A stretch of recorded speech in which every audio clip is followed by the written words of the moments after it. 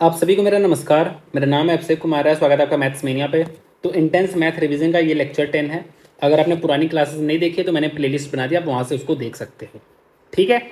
तो आपको एक इन्फॉर्मेशन और देना था कि जो टेक्स्ट बुक का पास प्रो है इसका प्राइस अभी काफ़ी ज़्यादा ड्रॉप हो गया है। तो अगर आप SHE के 12 कोड का यूज़ करोगे तो आपको ये सिर्फ 300 का मिलेगा। तो जिसको भी परचेज करना हो आप परचेज कर सकते हो, क्योंकि आज रात से इसका प्राइस फिर से 600 पहुँच जाएगा। ठीक है। और जब भी लेना आप पास प्रो ही लेना, जिससे आप previous year paper subject wise chapter wise सब कुछ एक्सेस कर पाओ। आपका MTS का एग्जाम आने वाला है, CHSL मेंस आने वाला है, CGL आने वाला है, तो आप सब कुछ दे सकते हो। और जो CGL के अच्छे मॉक्स हैं, क्योंकि मैंने 1 से 27 तक मॉक्स दिए हुए हैं, तो इसमें से जो डिफिकल्ट लेवल वाले मॉक्स हैं वो मैंने मेंशन कर दिया था, आपको बता रखा है। तो आप उसको अटेम्प्ट करो। बच्चे अपना स्कोर शेयर करते हैं, आप भी मुझसे शेयर करो अपना स्कोर। ठीक है। तो शुरू करते हैं बिना किसी टाइम को वेस्ट किए। तो देखो, जो सबसे पहला क्वेश्चन हमसे पूछ रहा है, कह रहा है कि 2 persons started running on a circular track simultaneously with speed of 20 metre पर सेकेंड एंड 30 मीटर पर second in opposite directions. If the circumference हमें दिया है 100 मीटर, तो हमें बताना है कि कितने डिस्टिंक्ट पॉइंट्स पे वह मिलते हैं। मतलब बेसिकली जैसे ये है कि एक सर्कुलर ट्रैक है ना, यहाँ से वह साथ में स्टार्ट करते हैं लेकिन अपोजिट डायरेक्शन में। तो कितने डिस्टिंक्ट पॉइंट पे मिलते हैं? मान लो वह पहली बार यहाँ पे मिले होंगे, दूसरी बार मान लो यहाँ पे मिले होंगे, तीसरी बार मान लो यहाँ पे मिले होंगे, हो सकता है चौथी बार वह फिर यहाँ पे मिले ना, चौथी बार यहाँ पे मिलेंगे, तो पांचवी बार फिर ये यहाँ पे मिलेंगे, फिर छठी बार यहाँ पे मिलेंगे, फिर सातवीं बार यहाँ पे। तो कितने डिस्टिंक्ट पॉइंट पे मिल रहे हैं? देखो, एक इस पॉइंट पे मिल रहे हैं, एक इस पॉइंट पे मिल रहे हैं, एक इस पॉइंट पे मिले हैं। तो ये आपके 3 डिस्टिंक्ट पॉइंट हो गए, वही हमसे पूछा है। ठीक है। तो इसको करने का सबसे आसान तरीका मैं बता रहा हूं, कि उससे आसान तरीका आपको नहीं मिल सकता कहीं पे, कि हमें जो भी स्पीड दिया है हमें वह लिख लेना है। 20 दिया है और 30 दिया है। ठीक है। इसको आपको सिंपलेस्ट फॉर्म में काट लेना है, सिंपलेस्ट फॉर्म में। तो जब आप इसको काटोगे तो ये इसका सिंपलेस्ट फॉर्म है। ठीक है, ये इसका सिंपलेस्ट फॉर्म है। अगर अपोजिट डायरेक्शन है तो इसको ऐड कर देंगे तो 5 डिस्टिंक्ट पॉइंट निकल के आ जाएगा। अगर सेम डायरेक्शन होता तो इसका माइनस डिफरेंस देखते हैं, डिफरेंस 1 आ जाता तो 1 डिस्टिंक्ट पॉइंट आ जाता। मैंने आपसे क्या कहा? मैंने आपसे इतना कहा कि भाई, जो भी आपको स्पीड दिया है उसको सिंपलेस्ट फॉर्म में काट लेना है। तो सिंपलेस्ट फॉर्म हो गया 2:3। ठीक है। अगर अपोजिट डायरेक्शन है तो इसको जोड़ दोगे, आपका आ जाएगा 5 डिस्टिंक्ट पॉइंट्स। अगर आपका सेम डायरेक्शन है तो इसको क्या करोगे? डिफरेंस कर दोगे। और आपको पता है ना, आप अपोजिट डायरेक्शन में ऐड करते हो और सेम डायरेक्शन में आप माइनस करते हो, तो वही आपको करना है। तो सेम डायरेक्शन में माइनस करोगे, मतलब डिफरेंस आपको लेना है, तो आपका 1 आ जाएगा, तो 1 डिस्टिंक्ट पॉइंट आ जाएगा। यहाँ पे हमसे अपोजिट डायरेक्शन पूछा है तो हम ऐड करेंगे तो हमारा 5 डिस्टिंक्ट पॉइंट्स आ जाएगा। समझ में आया ना? कभी कभी आपको स्पीड नहीं दिया जाता है। मान लो आपको क्या दिया रहेगा कि 100 मीटर का आपका ट्रैक है, एक बंदा इसको 20 सेकंड में कंप्लीट कर रहा है और दूसरा बंदा इसको 25 सेकंड में कंप्लीट कर रहा है। तो आपको डिस्टिंक्ट पॉइंट्स बताने कि कितने डिस्टिंक्ट पॉइंट्स पे ये मिलेंगे। अपोजिट डायरेक्शन है और सेम डायरेक्शन, दोनों हम ले लेते हैं। तो अब आपको निकालना पड़ेगा स्पीड। तो 100 मीटर 20 सेकंड में, तो आपका 5 मीटर पर सेकंड स्पीड आ जाएगा। यहाँ पे आपका 25 सेकंड में मतलब 4 मीटर पर सेकंड स्पीड आ जाएगा। तो यहाँ पे आपका 5:4 है और ये सिंपलेस्ट फॉर्म में ही है। तो अगर अपोजिट डायरेक्शन में रहेगा तो 9 डिस्टिंक्ट पॉइंट्स आएगा, अगर सेम डायरेक्शन में रहेगा तो 1 डिस्टिंक्ट पॉइंट्स आएगा। मेरे ख्याल से आपको ये बात एकदम क्लियर हो गई होगी। ठीक है। नेक्स्ट देखते हैं। कह रहा है कि 2 friends P and Q simultaneously start running from same points around a circular track. They run in the same direction. P की जो स्पीड है 6 मीटर पर सेकेंड है और जो Q की स्पीड है वह B मीटर पर सेकेंड है। If they cross each other at exactly 2 points, मतलब 2 डिस्टिंक्ट पॉइंट्स हैं on a circular track, and B is a natural number. B की जो वैल्यू है नेचुरल नंबर है लेस देन 6, मतलब 1 2 3 4 5 हो सकती है। तो हमसे पूछ रहा है B की कितनी वैल्यू पॉसिबल है। ठीक है। तो हमें सबसे पहले क्या लिखना है? हमें सबसे पहले स्पीड लिखना है। तो स्पीड आपका 6 मीटर पर सेकंड दिया है और आपका B दिया है। तो B की वैल्यू 1 से 5 तक हो सकती है, क्योंकि लेस देन 6 है, मैं 6 नहीं लेना है। तो एक बार मैं 1 ले लेता हूँ, एक बार मैं 2 ले लेता हूँ, एक बार मैं 3 ले लेता हूँ, एक बार मैं 4 ले लेता हूँ, एक बार मैं 5 ले लेता हूँ। यही वैल्यू हो सकती है B की। हमें क्या करना है? ये आपका स्पीड दिया है, आपको स्पीड को सिंपलेस्ट फॉर्म में लिख लेना। तो इसका सिंपलेस्ट फॉर्म यही होगा। इसका सिंपलेस्ट फॉर्म आपका क्या हो जाएगा? आपका 3:1 हो जाएगा। इसका सिंपलेस्ट फॉर्म आपका 2:1 हो जाएगा। इसका सिंपलेस्ट फॉर्म आपका क्या हो जाएगा?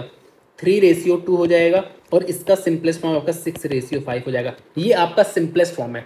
यहाँ पे है सेम डायरेक्शन। सेम डायरेक्शन में हम क्या करते हैं? स्पीड को माइनस कर देते हैं, डिफरेंस देखते हैं। यहाँ पे डिफरेंस आ रहा है 5, मतलब यहाँ पे 5 डिस्टिंक्ट पॉइंट पे वो मिल रहे हैं। यहाँ पे दो डिस्टिंक्ट पॉइंट पे मिल रहे हैं, यहाँ पे एक डिस्टिंक्ट पॉइंट पे मिल रहा है, यहाँ पे भी एक डिस्टिंक्ट पॉइंट पे मिल रहा है और यहाँ पे भी एक डिस्टिंक्ट पॉइंट पे मिल रहे हैं। और आपसे क्या कह रहा है कि कितने डिस्टिंक्ट पॉइंट, दो डिस्टिंक्ट पॉइंट पे मिल रहा है, तो दो डिस्टिंक्ट पॉइंट वाला आपका एक ही है, एक ही वैल्यू पॉसिबल है। और वो वैल्यू कौन सी पॉसिबल है, 2 मीटर पर सेकेंड। हमसे यहाँ पे क्या पूछा है कि हाउ मेनी वैल्यूज, कितनी वैल्यू बी ले सकता है, तो बी आपकी एक ही वैल्यू ले सकता है, एक वैल्यू, और वो वैल्यू कौन सी होगी, वैल्यू आपकी 2 मीटर पर सेकेंड वाली स्पीड होगी। क्लियर है ना, बिल्कुल आसानी तरीके से बताया हूँ, इससे आसान तरीका इसका नहीं हो सकता। क्या करना है, आपको स्पीड लिखना है, स्पीड को सिंपलेस्ट फॉर्म में कट कर लेना है, सेम डायरेक्शन है तो माइनस और आपका अपोजिट डायरेक्शन है तो ऐड, ठीक है, बस वही आपके डिस्टिंक्ट पॉइंट्स आ जाएंगे। नेक्स्ट देखो, नेक्स्ट हमसे क्या कह रहा है कि A B C run simultaneously starting from a point around a circular track of length 1200 metre respect, और जिनकी स्पीड है वह 2 मीटर पर सेकंड, 4 मीटर पर सेकंड और 6 मीटर पर सेकंड है। ए और बी जो है ना वह सेम डायरेक्शन में है और सी जो है अपोजिट डायरेक्शन में है टू द अदर टू, ठीक है। तो हमें पूछा है कि कितनी देरी बाद फर्स्ट टाइम मिलेंगे, तो ऐसा क्वेश्चन मैं ऑलरेडी करा चुका आपको। देखो यहाँ पे है ये सर्कुलर ट्रैक, मान लो ए और बी आपके इस डायरेक्शन में जा रहे हैं और सी आपका इस डायरेक्शन में जा रहे हैं, तो मान लेते हो यहाँ पे ये तीनों मिले हैं, तो जब ये तीनों मिले हैं ए बी सी, तो ए और बी भी तो मिले होंगे। अरे यार यहाँ पे इस पॉइंट पे ए बी सी मिले हैं, पहली बार मिल रहे हैं ए बी सी, तो इस पॉइंट पे ए और बी भी तो मिले होंगे, ठीक है। तो मैं निकालूंगा कि ए और बी पहली बार कब मिल रहे हैं, तो वैसे हम उन दो पेयर का लेते हैं जहां का डिफरेंस सबसे कम आता है।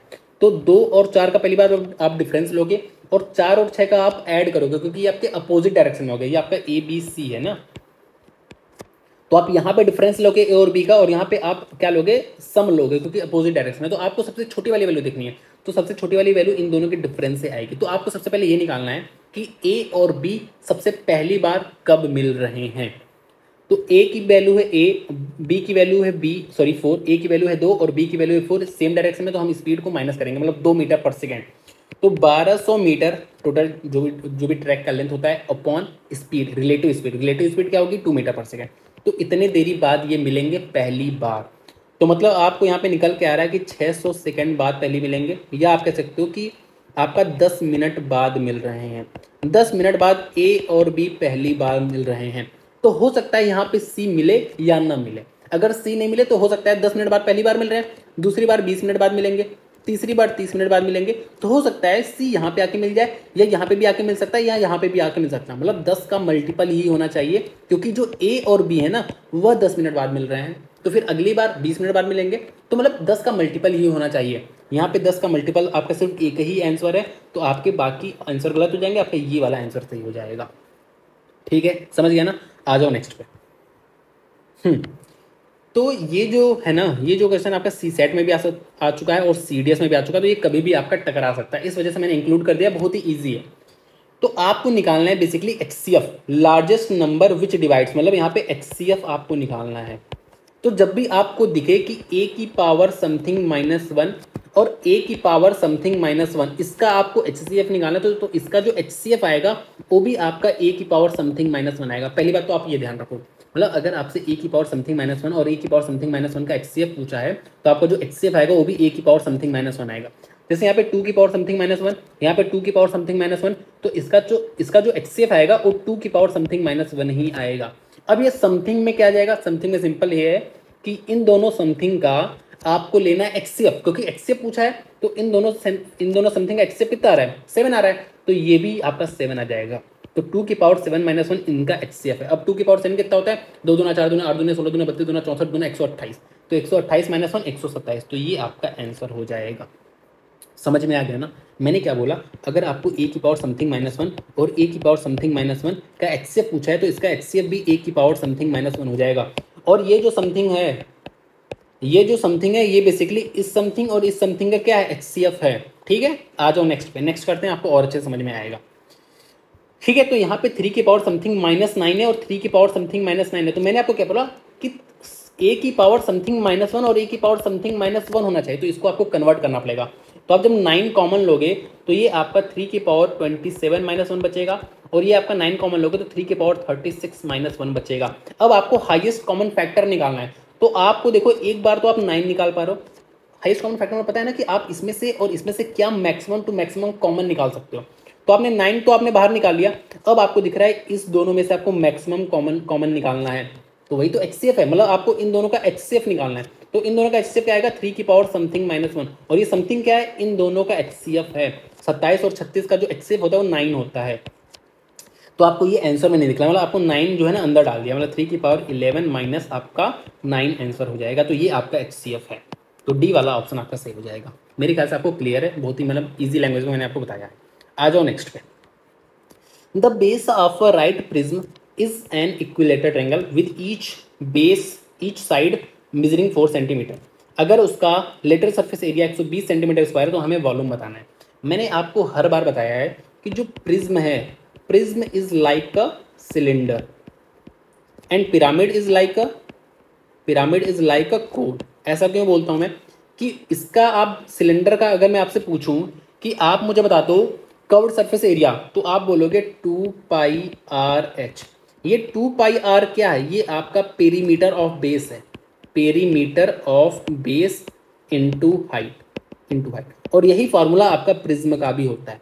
तो यहाँ पे अगर निकालूं मैं तो पेरीमीटर ऑफ बेस क्या होगा 3, और sorry equilateral triangle of 4 side है तो आपका 4 × 3, ये आपका क्या होगा, ये पेरीमीटर ऑफ बेस हो गया, इनटू हाइट हमें नहीं पता है, ये आपका CSA आ चुका है, lateral surface area, curved surface area बोल सकते हो आप। और इसकी वैल्यू आपको 120 दिया है, तो यहाँ से आपकी H की वैल्यू 10 आ चुकी है। बिल्कुल क्लियर है ना, बिल्कुल डाउट नहीं रखना है। और सिलेंडर का वॉल्यूम क्या होता है πr²h। तो πr² क्या है, बेस एरिया इनटू हाइट। तो हमें वॉल्यूम निकालना है प्रिज्म का, तो यही होता है बेस एरिया इनटू हाइट। तो बेस एरिया क्या है √3/4a², a की वैल्यू क्या है 4 × 4। ठीक है भाई, ये इक्विलेटरल ट्रायंगल का बेस का साइड 4 है, तो वही हमें कहा है, इनटू हाइट हमने निकाल लिया है 10, तो बस आपका आंसर आ गया 40√3। ठीक है, तो याद करना बहुत ही आसान है। अब जैसे अगर मैं आपको यहाँ पे समझाऊं तो मैंने क्या बोला, अच्छा एक चीज़ और दिखा लूँ मैं यहाँ पे आपको। अगर मैं TS से पूछूं सिलेंडर का, तो आप क्या करोगे, perimeter of base into height में 2πr/h में आप क्या करते हो, 2πr² करते हो। ये क्या है, ये आपका बेसिकली 2 × πr² क्या है, बेस एरिया, मतलब 2 × बेस एरिया करते हो। तो यहाँ पे हम सारे फिगर का निकाल लेते हैं। तो अगर मैं CSA की बात करूँ तो CSA क्या आएगा, आप देखो पेरीमीटर ऑफ बेस, ठीक है, जो कि आ चुका है 3a। अच्छा, हर जगह साइड A है और आपकी हाइट h है हर जगह, ठीक है, 3a × h, ये आपका आ चुका है CSA। इसमें अगर मैं 2 बेस एरिया ऐड कर दूं, मतलब 2 × √3/4a² कर दूं, तो ये आपका TSA आ जाएगा।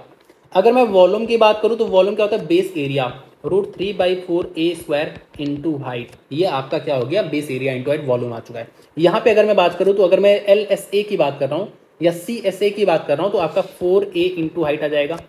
अगर मैं इसी में 2 बेस एरिया क्या है, अरे यार a² है ना, 2 × a² कर दो, तो ये आपका TSA आ चुका है। अगर मैं वॉल्यूम की बात करूँ तो वॉल्यूम क्या होता है, बेस एरिया इनटू हाइट, ठीक है, ये आपका आ चुका है। वैसे यहाँ पे H जो है ना वो भी A है, क्योंकि ये आपका स्क्वायर प्रिज्म है, आप कह सकते हो क्यूब है, ठीक है। तो यहाँ पे H की वैल्यू A ही आ जाएगा, बाकी आप देख लेना, यहाँ पे H की वैल्यू A आ जाएगा, तो आपको दिख रहा है A³ है, और आपको क्यूब का पता है A³ ही होता है वॉल्यूम।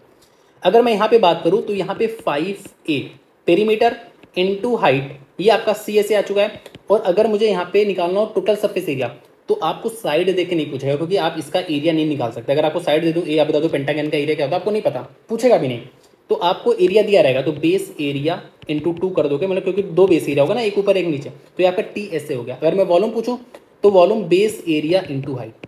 और वही बात है, अगर आपको साइड नहीं दिया रहेगा, साइड देके आपको मतलब वॉल्यूम नहीं पूछा रहेगा, क्योंकि आप इसका एरिया नहीं निकाल सकते हो, लेकिन बहुत ही बेकार सा फॉर्मूला होता है, आपसे नहीं पूछेगा वो, तो आपको बेस एरिया डायरेक्ट दिया रहेगा। यहाँ पे रेक्टेंगुलर प्रिज्म है, तो रेक्टेंगुलर प्रिज्म का पेरीमीटर क्या होता है 2l+b, ठीक है, और इनटू हाइट कर दोगे तो ये आपका CSA आ जाएगा। और अगर आपको क्या करना हो, आपको टोटल सरफेस एरिया निकालना हो तो 2 × LB क्या है, आपका बेस एरिया है। अगर मैं वॉल्यूम की बात करूं तो L × B क्या आ चुका है, आपका बेस एरिया इनटू हाइट, और आपको पता है क्यूब का भी वॉल्यूम यही होता है, तो ये आपका क्या आ चुका है, वॉल्यूम आ चुका है।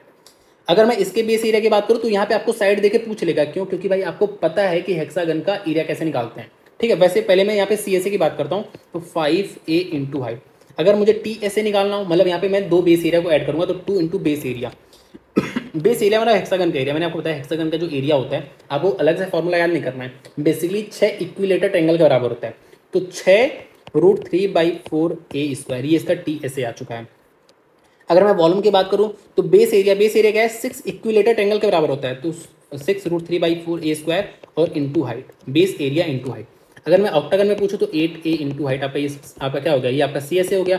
इसमें आप बेस एरिया इंटू 2 कर दो, आपका TSA हो गया। यहाँ पे भी आपसे साइड देके बेस एरिया नहीं पूछेगा। क्यों नहीं पूछेगा? क्योंकि आपको ऑक्टागन का निकालना नहीं आता है। ठीक है, अगर आपसे वॉल्यूम पूछेगा तो बेस एरिया इंटू हाइट कर दोगे। समझ गया ना, इतना आसान है। चलो आ जाओ नेक्स्ट पे। नेक्स्ट देखो हमसे क्या पूछ रहा है कि a sum of 15,000 is lent at 16% per annum compound interest. What is the difference between the compound interest for the second year and the third year. देखो सबसे पहले आपको बता दूं कि मैंने 20 मिनट की एक वीडियो डाली थी कल, जिसमें मैंने SI CI का डिफरेंस और CI का डिफरेंस बहुत ही डिटेल में अच्छे से बताया था कॉन्सेप्ट के साथ। ठीक है, तो उसमें मैंने ये वाला क्वेश्चन भी इंक्लूड किया था। हालांकि मैंने एक छोटी सी गलती कर दी थी कि ये सेकेंड ईयर की जगह मैंने उसको 2 ईयर पढ़ लिया था, और ये थर्ड ईयर की जगह मैंने उसको 3 ईयर पढ़ लिया था गलती से। ठीक है, तो जो सोल्यूशन मैंने कराया है उसको आप 2 ईयर और 3 ईयर मान के कर लेना, बाकी मैंने कमेंट्स में उसको करेक्ट कर दिया था। ठीक है, तो इस वजह से मैंने इसको आज यहाँ पे इंक्लूड किया है। तो यहाँ पे मैं आपको इसको, वैसे जो मैंने कमेंट सेक्शन में बताया था ना वो तरीका थोड़ा सा लेंदी है, उससे और आसान तरीका है। तो वहाँ पे उस कमेंट सेक्शन में ना उसको एक्सप्लेन करना थोड़ा मुश्किल था, क्योंकि उसको आपको फील कराना पड़ेगा। तो फील मैं आपको कराऊंगा इस टेबल के थ्रू। तो बहुत ही ध्यान से सुनना, क्योंकि अगर आप भटकोगे ना तो दिमाग से सब खराब चला जाएगा। बहुत ही आसान है, अगर आप फील कर लिए तो आप कभी भी जिंदगी में नहीं भूलोगे। ठीक है, देखो तो प्रिंसिपल दिया है हमें 10,000, रेट हमें दिया है 10%, कंपाउंडेड एनुअली है। अगर मैं पूछूं कि आप बता दो कि 1 साल बाद अमाउंट कितना हो जाएगा, तो आप सिंपली इसमें 11/10 कर दोगे तो आपका ये अमाउंट हो जाएगा 1 साल बाद। अगर मैं आपसे पूछूं 2 साल बाद अमाउंट कितना हो जाएगा, तो आप इसमें फिर 11/10 कर दोगे तो आपका ये 2 साल के बाद अमाउंट हो जाएगा। अगर मैं पूछूं 3 साल के बाद अमाउंट कितना हो जाएगा, आप 11/10 कर दोगे तो आपका ये 3 साल के बाद अमाउंट हो जाएगा। ठीक है, अगर मैं आपसे पूछूं कि पहले साल आपको इंटरेस्ट कितना मिला, ठीक है, तो आप बोलोगे सर पहले साल मुझे, आपको पता है ना 10,000 रुपये आपका 11,000 हो चुका है, तो मतलब 1,000 आपको इंटरेस्ट मिला है पहले साल। अगर मैं पूछूं कि आपको दूसरे साल कंपाउंड इंटरेस्ट कितना मिला, तो आपको पता है जो आप कंपाउंड इंटरेस्ट निकालते हो वह आप अमाउंट पे निकालते हो, क्योंकि उसमें आपका जो इंटरेस्ट होता है वो भी इंक्लूड हो जाता है। तो जो आप सेकेंड ईयर के लिए कंपाउंड इंटरेस्ट निकालोगे वो फर्स्ट ईयर के अमाउंट पे निकालोगे, तो आप इसका 10% निकालोगे तो आपका जो कंपाउंड इंटरेस्ट सेकेंड ईयर का आ जाएगा। ये सेकेंड ईयर का यहाँ पे लिखा है, देखो फर्स्ट ईयर का, सेकेंड ईयर का कंपाउंड इंटरेस्ट और थर्ड ईयर का। ये 1 साल 2 साल 3 साल का कंपाउंड इंटरेस्ट नहीं है, ये फर्स्ट ईयर, सेकेंड ईयर और थर्ड ईयर का कंपाउंड इंटरेस्ट है। तो जब आप सेकेंड ईयर का कंपाउंड इंटरेस्ट निकालोगे तो आप उसको 1 साल के बाद जो अमाउंट होगा उस पर निकालोगे, तो उसका 10% सिंपली आपका 11,100 आ रहा है। ऐसे ही जब आप तीसरे साल का कंपाउंड इंटरेस्ट निकालोगे तो वो 2 साल के अमाउंट पे निकालोगे, तो इसका जो 10% आ रहा है वो आपका ये आ रहा है। इतनी बातें आपको क्लियर है ना, एकदम एकदम क्लियर होनी चाहिए। अब अगर मैं आपसे पूछूं तो ये क्या है, ये जो सेकेंड टेबल में लिखा है ये सारी चीज़ें, ये आपका basically compound interest for first year, ये फॉर सेकेंड ईयर और ये फॉर थर्ड ईयर है। ठीक है, अब अगर आपसे मैं पूछूं कि फर्स्ट ईयर और सेकेंड ईयर का डिफरेंस कितना है, फर्स्ट ईयर और सेकेंड ईयर के कंपाउंड इंटरेस्ट का डिफरेंस कितना, तो आपको दिख रहा है 100, तो 100 मैंने यहाँ पे लिख दिया। अगर मैं पूछूं सेकेंड ईयर और थर्ड ईयर का डिफरेंस कितना है, तो आपको दिख रहा है 110, तो यहाँ पे मैंने 110 लिख दिया है। अब मैं आपको कुछ चीज़ ऑब्जर्व कराना चाहता हूँ, वो आप ऑब्जर्व करो। ठीक है, ध्यान से देखना। तो आपको दिख रहा है ये जो अमाउंट है ना, ये पहले से जब हम दूसरे साल पे जा रहे हैं, क्योंकि 10% रेट है तो आपको पता है 11/10 इसका मल्टीप्लाइंग फैक्टर हो जाएगा। तो आपको दिख रहा है इसका अगर मैं 11/10 कर दूं तो आपको ये मिल जा रहा है। अगर मैं इसका 11/10 कर दूं तो आपको ये मिल जा रहा है। अगर मैं इसका 11/10 कर दूं तो आपको ये मिल जा रहा है। अगर मैं इसका 11/10 कर दूं तो आपको ये मिल जा रहा है। मतलब अगर मुझे फोर्थ ईयर का कंपाउंड इंटरेस्ट पता है, फोर्थ ईयर का, तो उसको मैं 11/10 कर दूंगा। ये 11/10 मतलब रेट के हिसाब से मैं उसको चेंज करूंगा। अगर 5% दिया रहेगा रेट तो बेसिकली मैं 21/20 करूंगा। ठीक है, तो अगर मुझे फोर्थ ईयर का CI दिया है, और अगर मुझे फोर्थ ईयर का CI दिया है और मैं आपसे बोलूं क्या मुझे सिक्स ईयर का CI बता दो, तो सिंपल आप क्या करोगे, एक यहाँ पे 10% मानते हैं ना, तो 11/10 ये आपका फिफ्थ ईयर का CI हो जाएगा। फिर 11/10 कर दो तो ये आपका सिक्स ईयर का CI हो जाएगा। फिर 11/10 कर दो तो ये आपका सेवन्थ ईयर का CI हो जाएगा। इतनी बातें आपको इस टेबल के थ्रू दिख रही है। ठीक है, आपको एक चीज़ और ऑब्जर्व करा दूं, आखिरी चीज़, कि आपको दिख रहा है फर्स्ट ईयर और सेकेंड ईयर का जो CI का डिफरेंस है, फर्स्ट ईयर और सेकेंड ईयर का, 1 साल 2 साल की बात नहीं कर रहा हूँ मैं, फर्स्ट ईयर और सेकेंड ईयर की बात कर रहा हूँ, जो CI का डिफरेंस है 100 है। अगर मैं सेकंड थर्ड का पूछ लूँ तो इसका 11/10 कर दोगे तो आपका ये आ जाएगा। अगर मैं थर्ड और फोर्थ का पूछ लूँ तो इसका आप 11/10 कर दोगे तो आपका सिंपल 121 आ जाएगा। ये थर्ड ईयर फोर्थ ईयर का CI का डिफरेंस है। इतनी बातें आपको क्लियर है ना, बिल्कुल क्लियर होनी चाहिए। अब मैं यहाँ पे आपको ना एक चीज़ दिखा भी दे रहा हूँ। जैसे अगर मैं आपको CI निकालूँ 2 साल के लिए, जैसे यहाँ पे हमारा प्रिंसिपल था 10,000, ठीक है, और हम बेसिक से कैसे निकालते हैं, इसका 10% निकालूंगा तो आपका 1,000 आ जाएगा, फिर यहाँ पे 1,000 आ जाएगा, और फिर इसका मैं निकालूंगा तो आपका 100 आ जाएगा। अब आपको पता है ये जो है ये आपका CI फर्स्ट ईयर के लिए आया है और ये आपका CI सेकेंड ईयर के लिए आया है। और अगर मैं डिफरेंस पूछूँ डिफरेंस कितना है, तो आपको दिख रहा होगा 100 का डिफरेंस है। ये फर्स्ट ईयर और सेकेंड ईयर का जो CI का डिफरेंस है वह इतना है 100। ये 100 आया कहाँ से, अगर मैं आपको बताऊं तो ये 100 सिंपली कहाँ से आया है, ये इस 1000 का 10% का 10% है। मतलब अगर रेट प्रिंसिपल P दिया है, रेट R दिया है, और मैं फर्स्ट ईयर और सेकेंड ईयर के CI का डिफरेंस बताऊं तो सिंपल P का R% निकाल दूंगा तो ये आपका फर्स्ट और सेकेंड ईयर के CI का डिफरेंस आ जाएगा। क्लियर है ना मेरे भाई बात, या फिर से समझा दूं? फिर से नहीं समझाऊंगा, आप वीडियो को बैक करके देख लो। मैं आपको चलो फिर से एक बार बता दे रहा हूँ, अगर आपको थोड़ा सा कन्फ्यूजन है। आपको दिख रहा है भाई 10,000 क्या है प्रिंसिपल, तो हम कैसे निकालते हैं, ये 1000 हो गया, ये 1000 हो गया, ये इसका 10% हो गया 100। तो फर्स्ट ईयर का जो CI आया है वो 1000 आया है, सेकेंड ईयर का जो CI आया है 1000 + 100 आया है, तो जो आपको डिफरेंस दिख रहा है वह आपको 100 का दिख रहा है। ये 100 की वैल्यू कहाँ से आई, ये 100 की वैल्यू क्या है, इस 10,000 का 10% का 10% है। मतलब अगर प्रिंसिपल P है, रेट R है, तो प्रिंसिपल का रेट क्या आया है आपका CI का difference for first year and second year आ रहा है। तो वही चीज मैंने किया, P का R% जो आ रहा है वह आपका फर्स्ट और सेकंड ईयर के CI का डिफरेंस आ रहा है। बिल्कुल क्लियर है ना? अब आ जाओ यहाँ पे, अब आप इसको एक लाइन में उड़ा दोगे। हमसे कहा है 15,000 प्रिंसिपल है, 16% हमें रेट दिया है, और हमें डिफरेंस बताना है सेकेंड ईयर और थर्ड ईयर का। चलो सेकेंड ईयर थर्ड ईयर का भी बताना है, और हमें थर्ड ईयर और फोर्थ ईयर का भी बताना है। ठीक है, ये आपका सेकेंड क्वेश्चन है। ठीक है, तो मुझे फर्स्ट ईयर और सेकेंड ईयर का पता है। फर्स्ट ईयर सेकेंड ईयर का क्या होता है, अरे यार यही तो होता है। ये मैंने कैसे निकाला, ये मैंने निकाला P का R%। तो P क्या है, P आपका 15,000 है, इसका R% मतलब 4/16% है ना, 4/25 का 4/25, ये आपका first year and second year के CI का डिफरेंस है। लेकिन हमें सेकेंड और थर्ड का निकालना है, तो जो रेट दिया, जो मल्टीप्लाइंग फैक्टर यहाँ पे क्या है, यहाँ पे मल्टीप्लाइंग फैक्टर आपका 4/25 है ना, तो 4/25 क्या 29/25 हो जाएगा। अरे यार यहाँ पे 11/10 कर रहे थे ना, क्योंकि 10% था, क्योंकि 10% क्या होता है, 1/10 होता है, तो 10 11 11/10, तो ऐसे यहाँ पे 4/25 है, मतलब 29/25 करोगे, तो आप 29/25 कर दोगे, तो ये आपका सेकेंड ईयर और थर्ड ईयर का आ गया। अगर मुझसे थर्ड ईयर फोर्थ ईयर का पूछे तो फिर इसमें मैं 29/25 कर दूंगा, तो ये मेरा थर्ड और फोर्थ ईयर का आएगा। लेकिन हमसे सेकेंड ईयर थर्ड ईयर का पूछा, मतलब मुझे इसकी वैल्यू निकालनी है सिंपली। कैसे निकालोगे, देखो 25 से आपका गया 6 बार, 25 से गया आपका 4 बार, यहाँ पे आप इंटू 4 कर दो, तो आपको नीचे 100 बन चुका है। 100 बन चुका है, तो आपका 2 पॉइंट में आएगा, 2 पॉइंट आपका यहाँ पे भी आ रहा है, 2 पॉइंट आपका यहाँ पे भी आ रहा है। अब आपको सिर्फ इकाई वाला अंक देखना है। इकाई वाला अंक देख लो, 6 चौक देखो, 4 चौक 16 चौक 64, और 6 चौक 24 4, और यहाँ पे 9 चौक 36, और 6 चौक 24, मतलब 4 आएगा, तो आपका यार बी वाला ऑप्शन सही हो जाएगा। ठीक है, मोटा मोटा आपको एक बार और बता दे रहा हूँ, क्योंकि यार मेरा मन नहीं मानना, मेरा मन मान नहीं रहा है। तो देखो, जो फर्स्ट ईयर और सेकेंड ईयर के CI का डिफरेंस आता है वो सिंपली P का R% होता है। तो अगर मुझे सेकेंड ईयर और थर्ड ईयर का निकालना हो तो मैं इंटू क्या करूँगा, बेसिकली 100 + R/100 कर दूंगा। ठीक है, तो ये सेकेंड थर्ड ईयर का आ जाएगा। ठीक है, आ जाओ नेक्स्ट पे। देखो, अब boat running upstream 10 hours to cover a certain distance. ठीक है, while it takes 7 hours to cover the same distance running downstream. देखो पहली बात तो यहाँ पे सेम डिस्टेंस का है ना, सेम डिस्टेंस मतलब यहाँ पे डिस्टेंस सेम है। जब डिस्टेंस सेम होता है तो जो स्पीड का रेशियो होता है और जो टाइम का रेशियो होता है वो एक दूसरे का रेसिप्रोकल होता है। मतलब S1/S2 जो होता है वह T2/T1 होता है।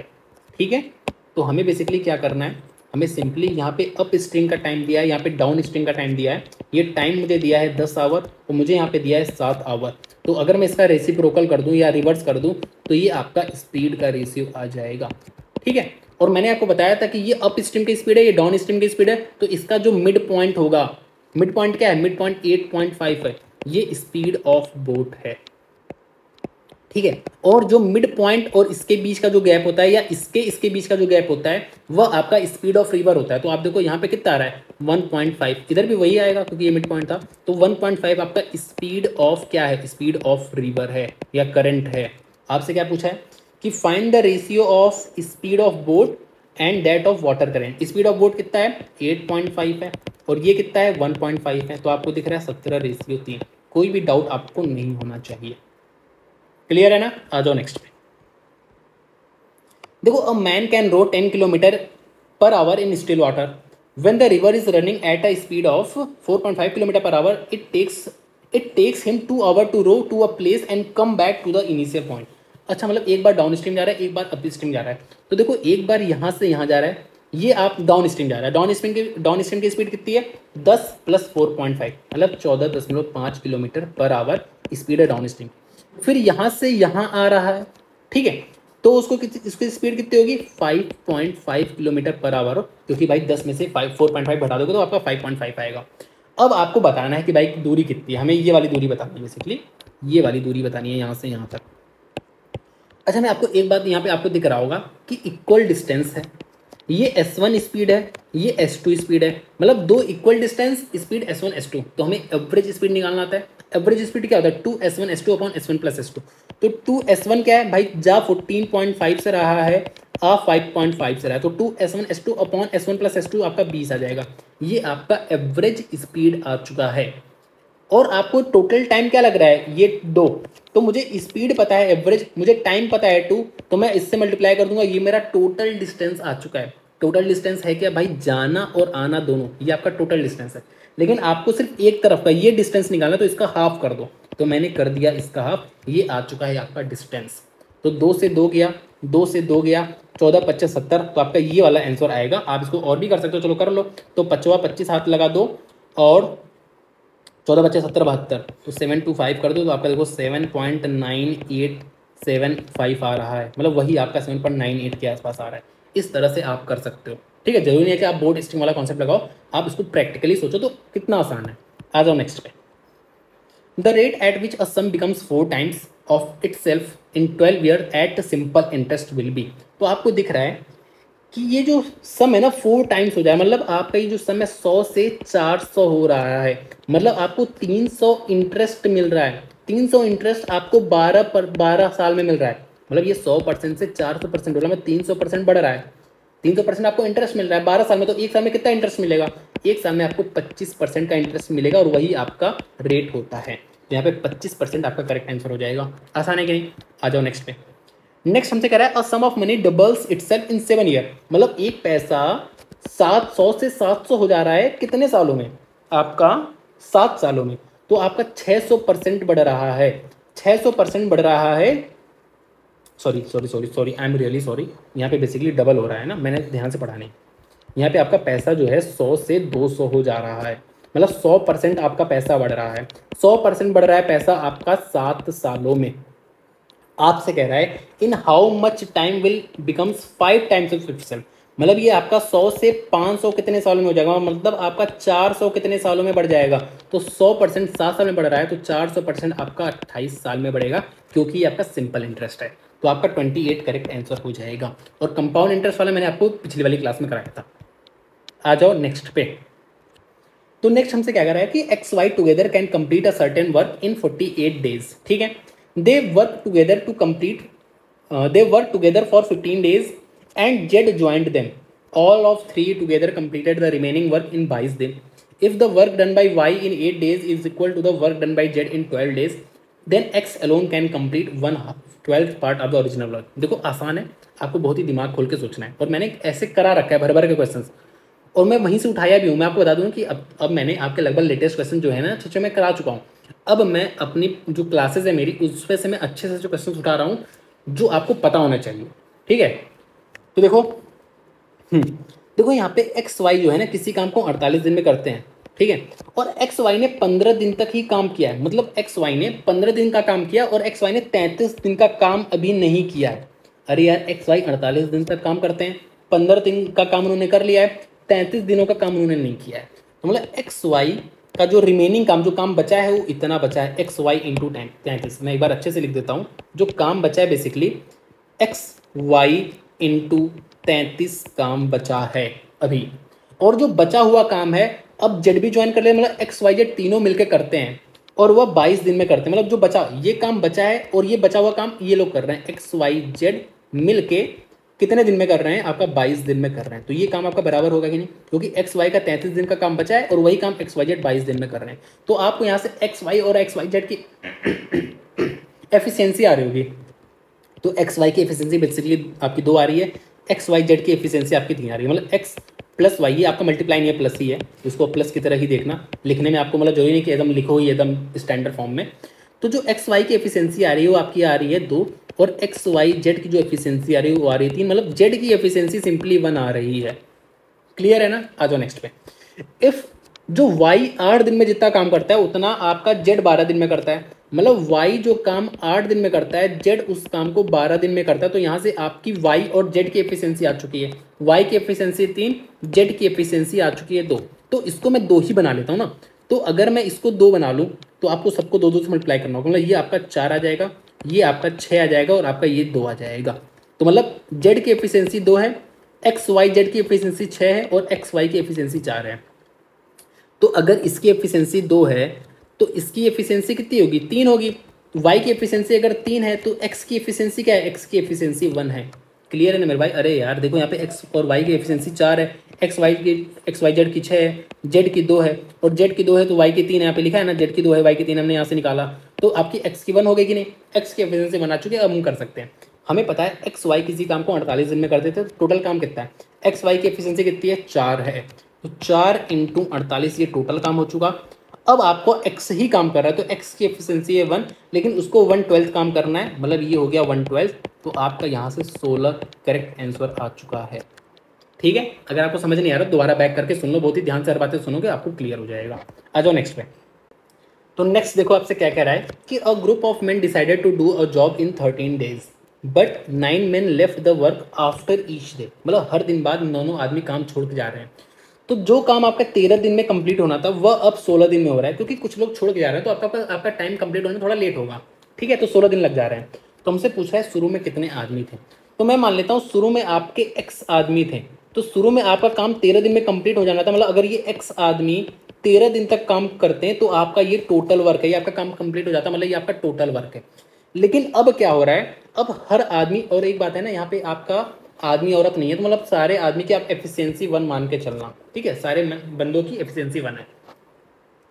ठीक है। तो लेकिन अब हो कह रहा है अब 9 आदमी हर दिन काम छोड़ के जा रहे हैं। तो मतलब मान लो कि शुरू में आपके एक्स आदमी थे, अगले दिन और एक्स आदमी है, सबकी एफिशिएंसी मतलब आपका एक्स काम करेंगे। ठीक है, अगले दिन 9 आदमी काम छोड़ के चले गए तो आपका अगले दिन इतने आदमी और सबकी एफिशिएंसी मानना है, मतलब इतना काम होगा। फिर अगले दिन फिर आपके छोड़ के चले जाएंगे और ऐसे आपका 16 दिन में काम कंप्लीट होता था ना। यहाँ पे 16 दिन तक आप जाओगे तो ये आपका पहला दिन है, दूसरा दिन है, तीसरा दिन है। तीसरे दिन पे ये 9 × 2 है, तो आपके 16वें दिन पे x - 9, देखो ये तीसरा दिन है ना, थर्ड डे पे आपका 9 × 2 है, तो ये आपका 16th डे पे आपका 9 × 15 हो जाएगा। बात क्लियर है ना भाई। यहाँ पे देखो थर्ड डे है ना, यहाँ पे आपका सेकंड डे है, ये आपका सेकंड डे है। तो यहाँ पे 9 × 2 किए हो तो यहाँ पे 16 दिन पे आपका 9 × 15 करोगे। ठीक है, तो ये आपका अब जाके काम कंप्लीट हो जा रहा है। मतलब ये जो काम है और ये जो काम है ये बराबर है, क्योंकि दोनों कंप्लीट वर्क है, तो आपको इसको इक्वल कर देना है। तो बस कर दो, ये आपका 13x आ चुका है और ये आपका 16x आ चुका है और -9 और ये आपका 1 से 15 तक गया है। ठीक है, ये आपका 1 से 15 तक गया है। तो आप यहाँ से कर सकते हो, ये आपका 3x हो जाएगा बेसिकली, और उसको इधर भेज दो तो आपका 9 और ये आपका क्या है 1 से 15, तो 15 एलिमेंट्स 15/2, 15/2 और इंटू 16, a + l 16। तो यहाँ से आपका 8 आ चुका है, यहाँ से आपका 3 से ये 3 जा चुका है और 15 × 8 = 120 और 12 × 3 = 360, मतलब 360 आपका x की वैल्यू आ जाएगी। और x क्या थे, x नंबर ऑफ पीपल शुरू में थे इनिशियली, तो वही आपसे पूछा तो आपका 360 करेक्ट आंसर आ जाएगा। आ जाओ नेक्स्ट पे। अ train without stoppage travel with the average speed of इतना, विदाउट स्टॉपेज स्पीड इतनी है और विद स्टॉपेज उसकी स्पीड इतनी है। हमसे पूछा है 1 घंटे में कितने मिनट्स के लिए रुका है। तो मैंने आपको ये बार बार बताया कि गैप डिवाइड, कम से कम मैंने 4 से 5 बार बताया होगा इंटेंस मैथ रिवीजन वाली क्लास में। Gap upon without stoppage speed, without stoppage speed, without stoppage, ये आपका इतने घंटे के लिए रुकेगा। लेकिन आपसे जनरली क्या पूछता है 1 घंटे में कितने मिनट, तो मिनट निकालने के लिए आप 60 से मल्टीप्लाई करते हो।